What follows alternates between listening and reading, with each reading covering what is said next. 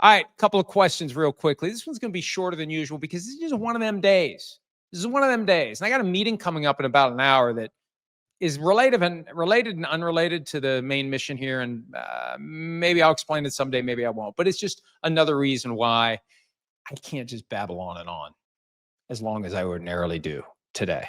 Got other stuff to get ready for. Okay, Dan Mushman, will the ever-expanding NFL playing more games around the world? Can you see, or with the, let me try that again, with the ever-expanding NFL playing more games around the world, can you foresee a time when the NFL falls foul of the law in other countries? Maybe a collusion case could be brought in, say, Australia. Do you think the NFL's legal team has considered this? I hadn't considered it. I don't know if they have. I'm sure they have, though, because the prospect of playing games in other countries opens an entire universe of issues. And you've got exchange rates, you've got tax rates, you've got different governments. And yeah, you may have business practices that are perfectly fine in the United States become not fine in another country. And how does that complicate the union relationship? Now, there are plenty of American-based countries that do business all over the world, but these are things the NFL is going to have to consider.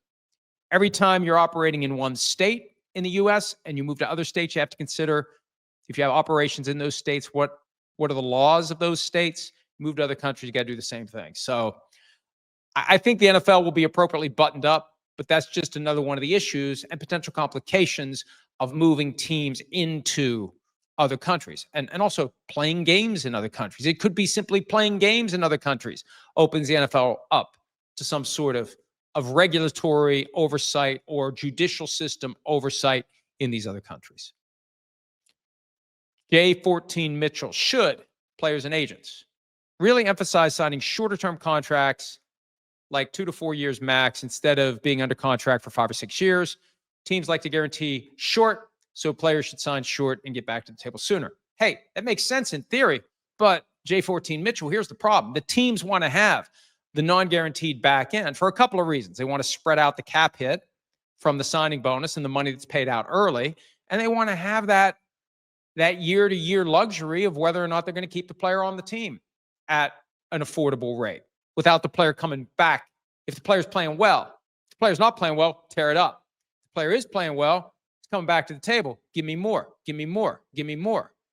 You avoid that if you put 3 years on the back end of the 2 guaranteed years, or 2 years on the back of 3 guaranteed years, whatever it is. So shorter term deals are better if you can get them.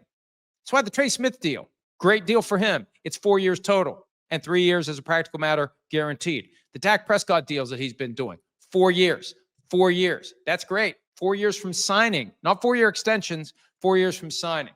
I don't know if his latest was a 4-year extension or not. I need to look that up, but he's done a great job of negotiating for himself. And more players need to try. The problem is the teams will say, no, this is our offer. Take it or leave it.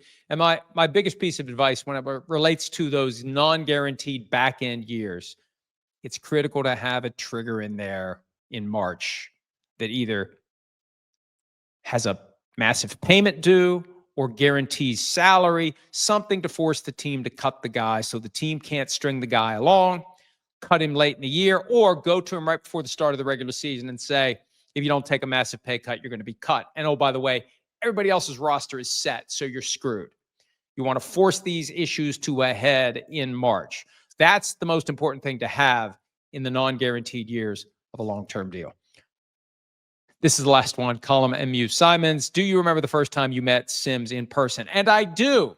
I do. It was in the media center in Houston, Super Bowl 51. I was walking to the PFT Live set, and I saw a giant approaching me. I looked for the nearest beanstalk, and he smiled, and he introduced himself. And I always wonder when it's somebody new, like, what's this person think of me? Are they mad about something I wrote 10 years ago that I completely have forgotten about? But he was nice. He was charitable. He was fine. And he didn't put his meat hooks on me. He didn't try to do the Vulcan death grip on my leg, which he does now. I liked him better when I didn't know him. When I didn't know him, there were barriers. Now there are no barriers. And oh, by the way, in 2 weeks, will be in Canton, Ohio for a couple of days, where there will be no barriers. And he'll dig those giant fingers into my thigh and reach bone. That's how hard he grips with the Vulcan death grip, or just jostle me around. Although, remember, I've done the research. At the age of 60, elder abuse laws come into play. I don't even make light of that because I know it's a real problem in today's society, but I'm now in the protected class. So Sims or anyone else, beware. You don't want to get a felony rap on top of the misdemeanor battery charge because you beat up on an old man.